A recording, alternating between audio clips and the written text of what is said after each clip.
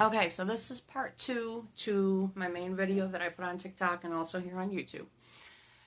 So this one is going to be a more in-depth video. One of the reasons I was saying that you have to advocate for yourself when you're an HHT patient like me is I did not realize until I got the amazing hematologist at Shands that I ended up going to. So I went to the doctors. It was almost about 3 years ago now. A couple more months and it'll be 3 years.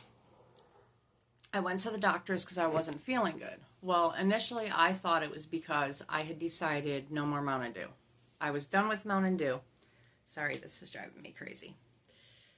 And I will say one thing, during a weight loss journey, I have found that I look fatter with my hair down, so sorry. It does change my looks a lot. But one of the things that I had found is after I quit doing the Mountain Dew, I wanted to do, I cut out Mountain Dew. I wanted to try to do more of a plant-based diet, eat a lot healthier. And I started to feel more sluggish. I was tired all the time. I couldn't figure out why I was tired all the time. It was just a whole array of things. I wanted to sleep all the time. I am a natural workaholic. For my previous job, would sometimes get up at 6 o'clock in the morning. There was some mornings I would get up at like 4 or 5 o'clock in the morning, depending on what store I was going to, what my job was for that day. I worked directly with the district manager, so I was his number one, so I went around and I did a lot of work. I'm not going to say where I worked because the company's crap, but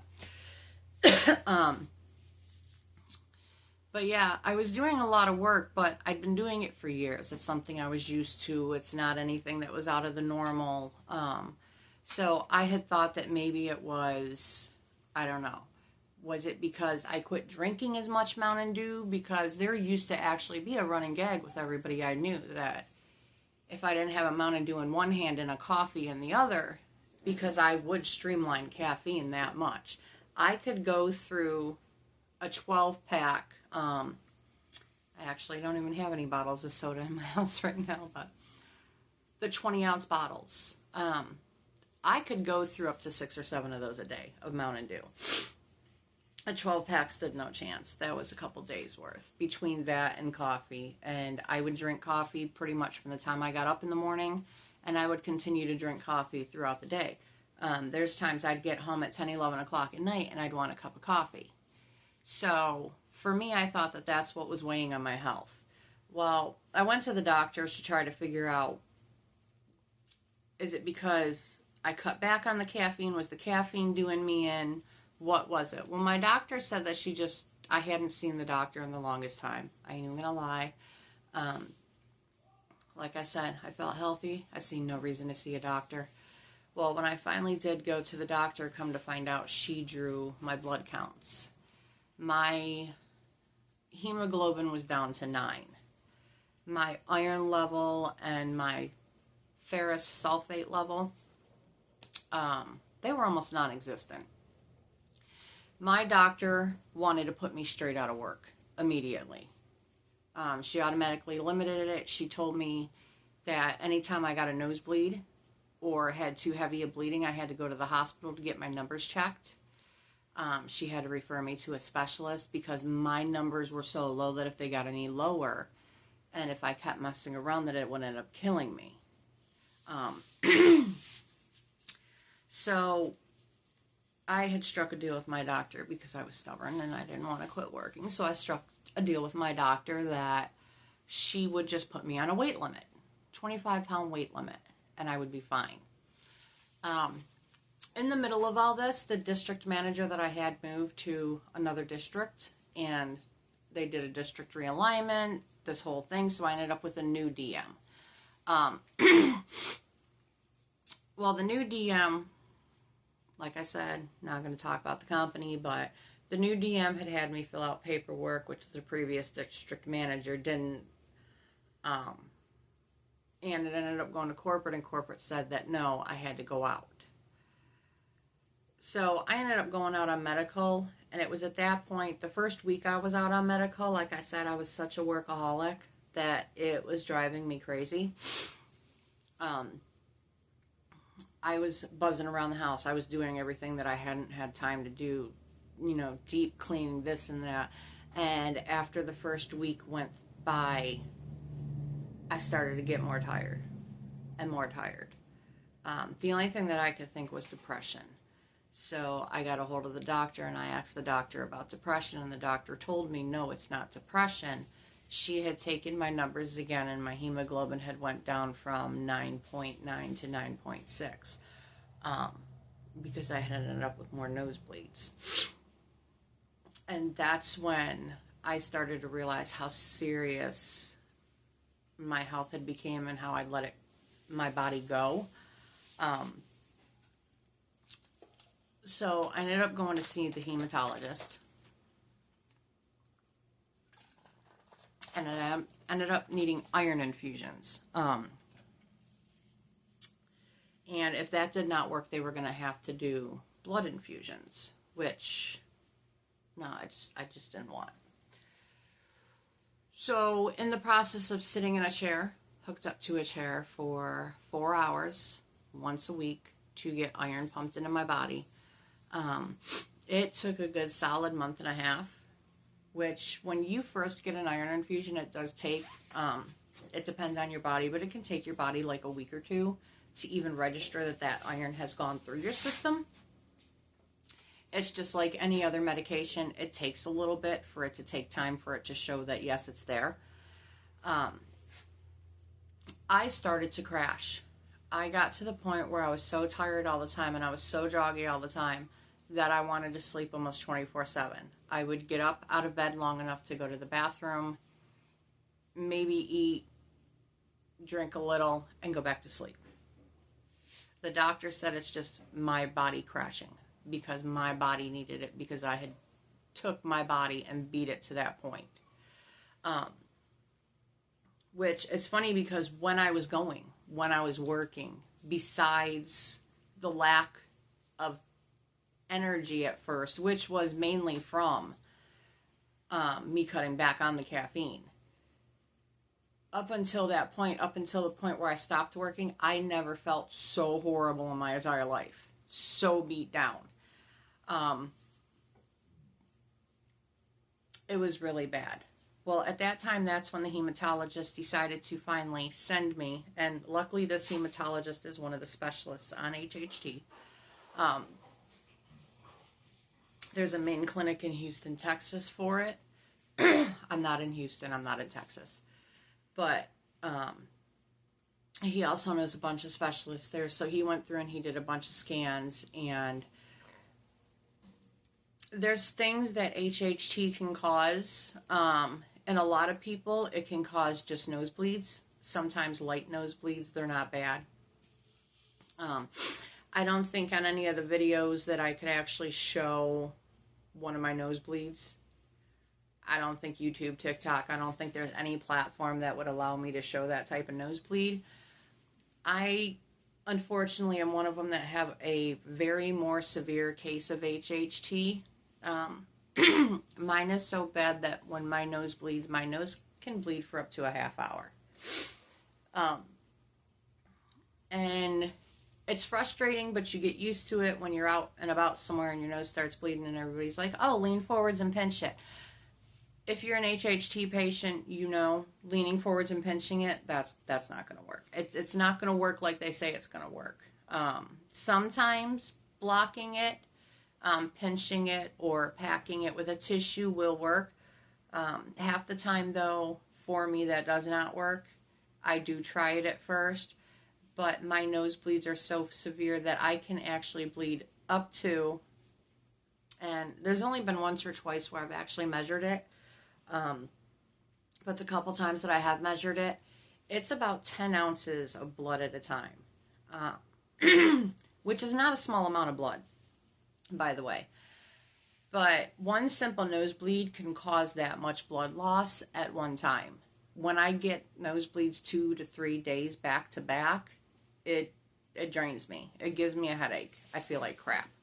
The last time I had my iron levels up really good, I ended up getting nosebleeds for almost a week straight, so it dropped my hemoglobin. My hemoglobin was at 13.6. It's now back down to about 11.2.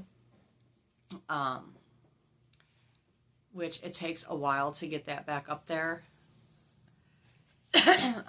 Which you can see, I got my little dark bags. That's where my dark eyes come from, is my lack of iron. So, especially if you're someone who gets a lot of nosebleeds, go get that checked out. Most ear, nose, and throat specialists, you don't have to go directly to a hematologist or, you know, a lung specialist. You don't have to go directly to them. An ear, nose, and throat specialist, especially one that knows what HHT is, if you're getting severe nosebleeds, go to see an ENT, and they can take a look inside and tell you if that is something that you have. They can tell by the capillaries in there. I have had 2 cauterization surgeries on my nose so far. Neither one of them have taken. My son had one on his. His did not take either. Matter of fact, the ENT that ended up doing my son's did not even fully finish the procedure all the way. He did as much as he said he was comfortable with, but he had showed us, and my son's is pretty severe also. There's also things that you get on you. I cannot remember the names of these. They're testicular, I cannot remember. But they're little spots underneath your skin where the blood vessels have burst. And a lot of times I get people that think either A, I'm having an allergic reaction to something, or I have had an allergic reaction to something. B, which I find even worse, is I've had some people look at that, and then, especially when I'm out with my husband, and then they're sitting there looking at me, and they kind of give you the look like you've been beat up, like the person you're with is beating the crap out of you. And I assure everybody this is just from the HHT. There's no allergies. There's nothing that my husband's ever done to me, or would ever do. It's part of the disorder that you get. If you don't put sunscreen on, which, like I said, when I was younger, I was oblivious. I didn't really pay attention. I didn't really apply sunscreen, and this is what I ended up with. Now, there is times that it is worse and times that it is better. And I'm still working on ways to try to get rid of it. When I'm out in the sun too long, especially if I forget to put sunscreen on, the ones on my arms are a lot more pronounced, and you can see them a lot more. I do have some inside my mouth, on my tongue. There is also something that you get called arterial venous malformations. It's kind of like when your blood vessels, instead of going straight together, they become entangled, and they form almost like a ball or a mass.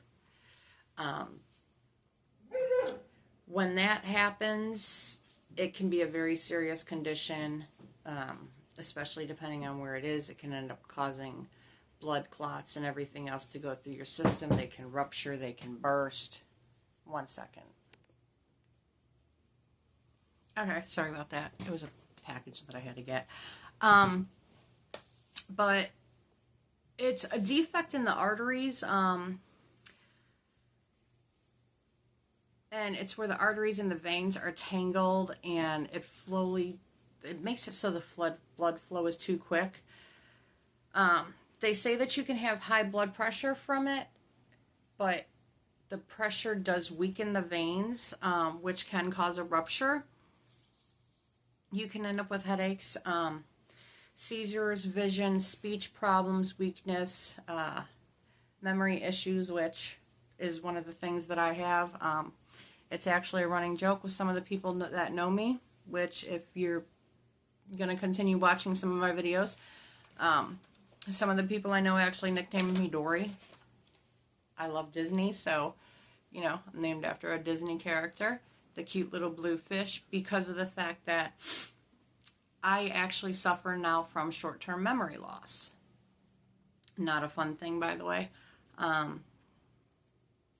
we manage it. I will mix words up at times. My children and my husband are very amazing and very understanding because they have gotten used to this by now, and they pretty much have learned how to, how should I say, they've pretty much learned what I mean. If I say the wrong word in a sentence, like I mean to say fridge and instead I say stove, they've figured out what it is that it's supposed to be.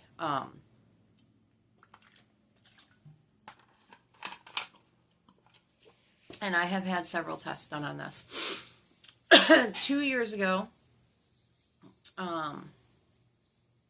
January 31st, I actually had, that's when I had my open craniotomy. If I can ever figure out how to upload pictures, I'll upload a picture of it.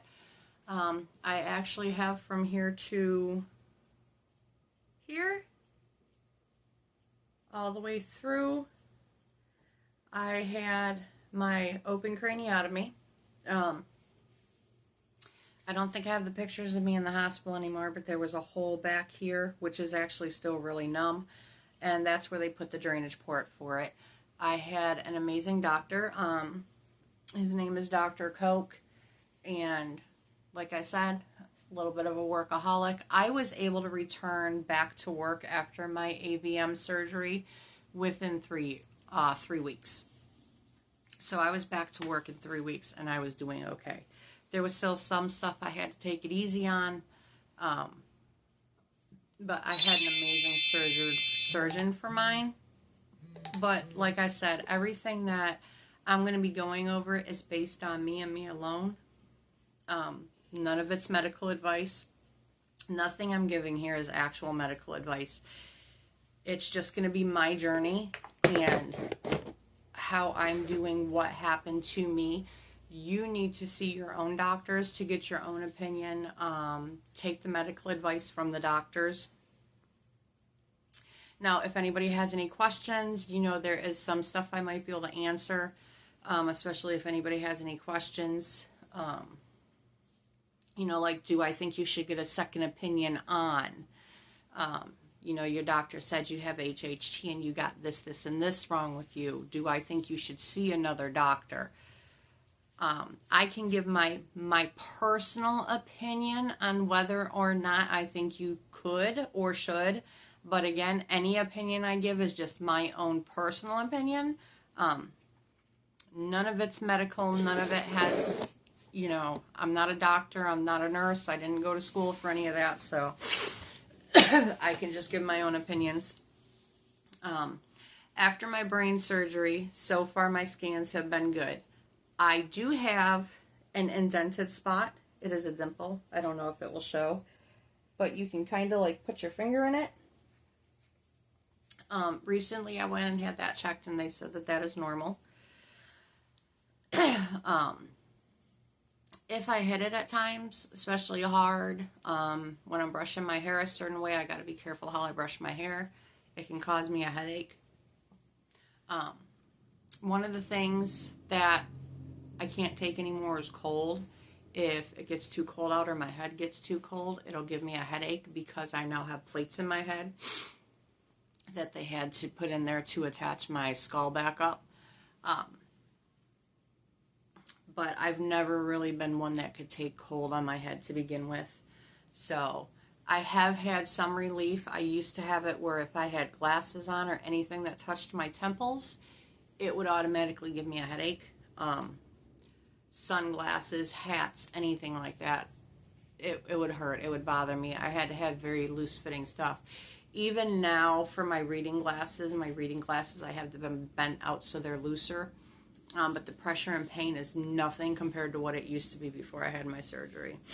And the problem if you're an HHT patient, now brain AVMs, you would end up with a brain AVM before you turn 19. If you're an HHT patient, say you're like 30 years old, and you just found out you have it, they should be doing a brain scan on you. If your brain scan comes back clear and there is no AVM detected in your brain, one of the good news and good things is awesome, amazing, way to go. You will never get one. Not from the HHT. My son is now 20 years old. He had his last brain scan not that long ago, and he was cleared.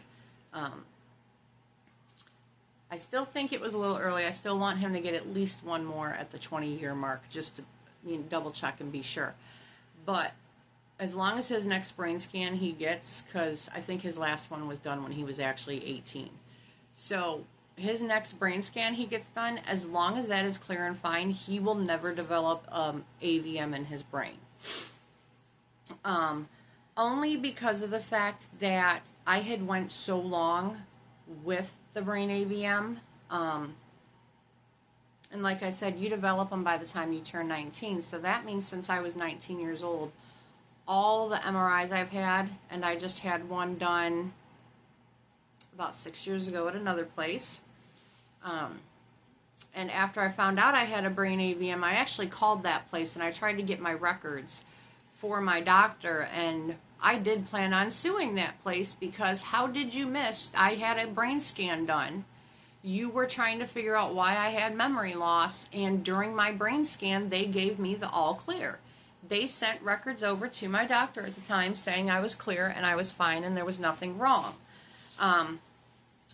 About 2 years later, I got another brain scan done and they found an AVM, which I was told has been there since I was 19 years old. It had to be. There's no ifs, ands, or buts about it, because AVM patients, if I developed it after 19, I would be the only AVM patient ever found to have done that. So I tried to get my scans, and the place is shut down. They're not even open anymore. Where my records go, don't know, couldn't find them. Who ran the facility, who I could go after, who I could contact on it, don't know, nobody knows. So one of my biggest things is when you get brain scans done, which I'm doing now, be smart, get copies. Get your copies of your records. Get a copy of the scan and get a copy from the place saying what they found in it. That way you don't have to try. If you find something later on that is messed up, you don't have to try to go search that down. So my brain scans are fine now. I do still have the memory loss. I do have some headache issues because of the low iron. I haven't had a migraine in a while, except for after I, fell in the shower and bashed my head pretty good. That gave me a migraine for several days. But I just recently did have another set of scans. And one of the issues with AVMs, besides brain AVMs, is they can develop at any time, anywhere on your body. So I have now found that I have an AVM in my lungs and I have an AVM on my spine. I have had the AVM on my spine fully checked and the lungs fully checked. Right now they are too small for them to do anything. They cannot do anything with them until I start exhibiting symptoms. Unfortunately, the ones in my leg, I have been exhibiting some symptoms. My right leg goes numb at times. My foot goes numb. And it gets a tingly, almost kind of like what they would consider a diabetic nerve pain type feeling, where it feels like just hundreds of needles are just poking and pricking out. So I'm hoping that that's just something that doesn't progress further. And that's another reason I'm on my weight loss journey, because the extra weight that I have on me is not going to help it at all. The second one is the lung AVM. Now, my son ended up having 3 of these on his lungs. Recently, they were able to go in and coil 2 of them. We have to wait for the 3rd one to get big enough for them to do coiling. The coiling is not bad. Don't get me wrong, any surgery that you have to go through, there's a whole ton of risks for. But they pretty much put you under, and they don't have to cut you open in order to go in and coil it. They will make a slit in one of your main arteries, and they will go through that way. One of the bad parts about the AVMs is, and sometimes they have you awake for them, sometimes they don't. It depends. My brain AVM, I was awake when they did that. And what they'll do is they will go through one of your main arteries and they will snake up through, and you can literally feel the little thing that they're snaking up through your artery up into your brain with. And they will inject a type of dye that will make the contrast on the screen so they can see the AVMs and see how big the AVMs are. And then they will also do a functioning MRI on you or a CAT scan where they inject the dye into you, and then they have you do certain things, like they had me lifting my arms up, putting my arms down, making a chewing motion, swallowing, moving my tongue, talking, especially for the one on my brain. And the main reason why they do that is because they want to know is when they're doing the contrast dye and you're doing these different movements, that specific part in your brain where your AVM is, when you're talking, it'll light up a certain part of your brain. So they want to know, okay, so when you're talking, is your speech center near that AVM? There was a chance. Now with mine, it wasn't going to affect my swallow or my speech or anything. And, you know, of course, with any type of surgery, there is a chance that it could kill you. So no matter what, death was part of it. But with mine, it would have paralyzed my left-hand side, because it was right near the functions for my left-hand side of my body. Luckily, it did not happen. I woke up. The happiest feeling is when you wake up and you move that part of your body that you think, besides the whole waking up part, when you move that part of your body.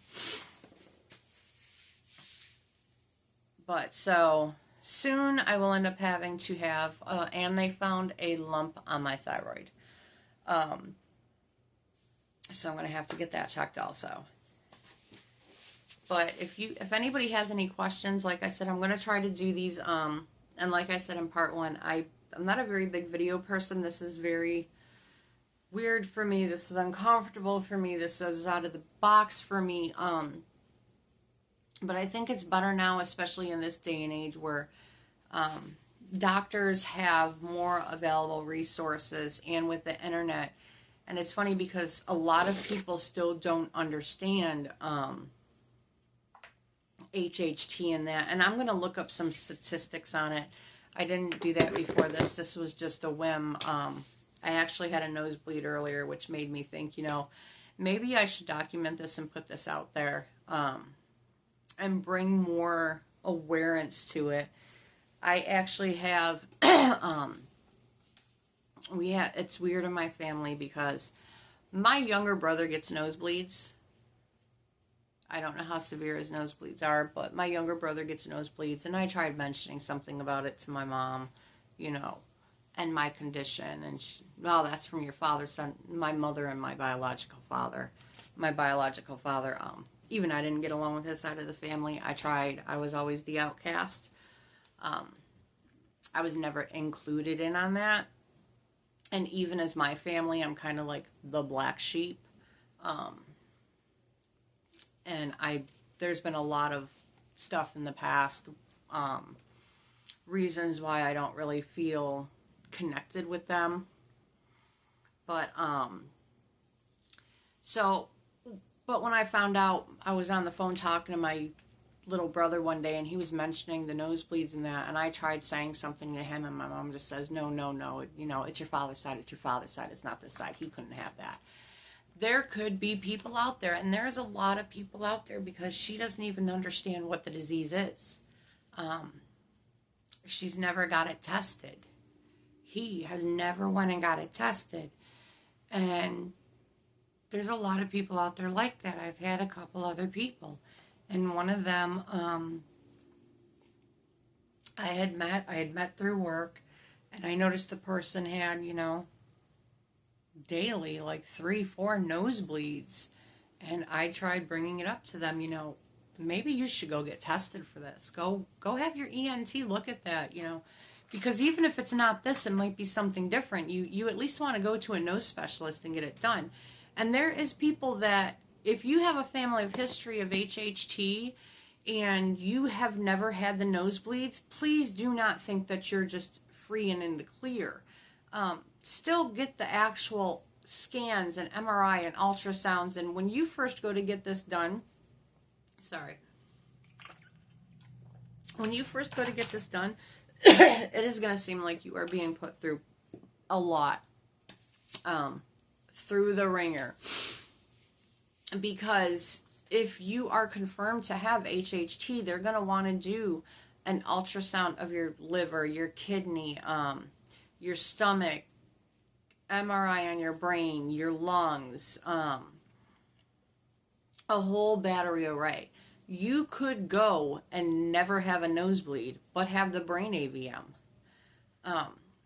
They are very rare, and like I said, next time I come on, I'll come back on with a couple more numbers and more statistics. But this is just something that I want to have more widely known. If I did not go to the doctor when my hemoglobin got that low, and if she didn't my doctor just happened to pull a blood panel. A regular full blood panel. I had had blood panels done before this, but all my previous doctors were looking at specific things. They checked my vitamin D, they checked my B12, they checked, my white blood cell count. Up until this doctor did it, I went back there and looked. I'd never had a doctor check specifically my hemoglobin, my iron, my ferrous sulfate. Up until that point when she did that, my iron levels had never been a thing. So it's just as simple as doing an extra test that could actually help people out. But again, if there's any questions, anything that you have, any comments that you have, maybe I'll get a little bit more decor behind me for the next video. Give me a shout out. Let me know what you think. Until then, I'll see you again. Bye.